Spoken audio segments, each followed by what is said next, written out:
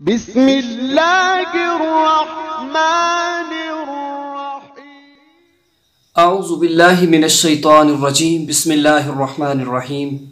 अल्लाह रब्बुल इज़्ज़त के बाबरकत नाम के साथ शुरू करते हैं कि जो तमाम जहानों का मालिक है, तमाम जहानों का परवरदिगार है। तो दोस्तान मोहतरम, एक बहुत ही अहम मालूमात कि आज मैं आपको बताऊंगा कि इस्तिखारा किस तरीके के साथ किया जाता है। हज़ूर_सलाम ने अपने सहाबा को इस्तिखारा करने का क्या और कौन सा तरीका बताया।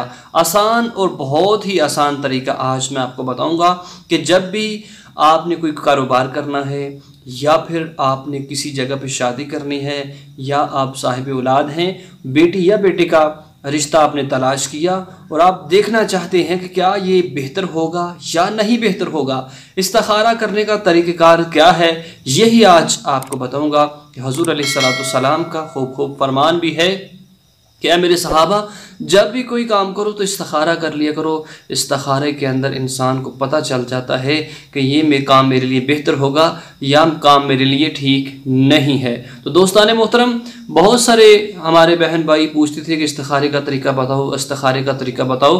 तो आज उन्हीं के लिए मैं एक अहम वीडियो लेकर आया हूँ, ज़रूर इसको देखें और इस्तिखारा करने का तरीका समाअत करें। तो प्यारे दोस्तों, सबसे पहले अगर अमल को बताने से पहले अगर आपने हमारे चैनल को सब्सक्राइब नहीं तो सब्सक्राइब कर लें और वीडियो को लाइक भी किया करें और प्यारा सा मोहब्बत भरा एक कमेंट भी किया करें।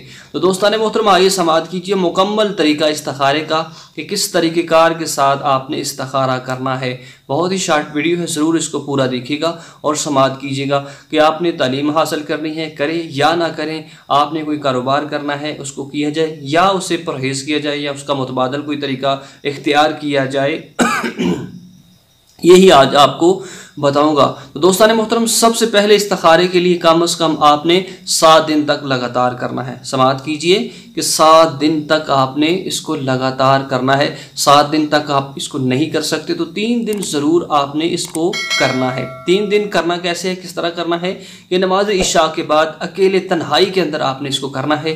तन्हाई के अंदर सबसे पहले 2 रकत नमाज नियत समाअत करें, 2 रकत नमाज नफल इस्तिखारा फलाह हाजत के लिए बंदगी अल्लाह ताला की मुतरफ़ काबा शरीफ अल्लाहु अकबर सना से शुरू करें। सना के बाद बिस्मिल्लाह पढ़ें, औज़ु बिल्लाह बिस्मिल्लाह पढ़ें और उसके बाद सूरह फातिहा, सूरह फातिहा के बाद 3 मरतबा सूरह इखलास, 3 मरतबा सूरह इखलास।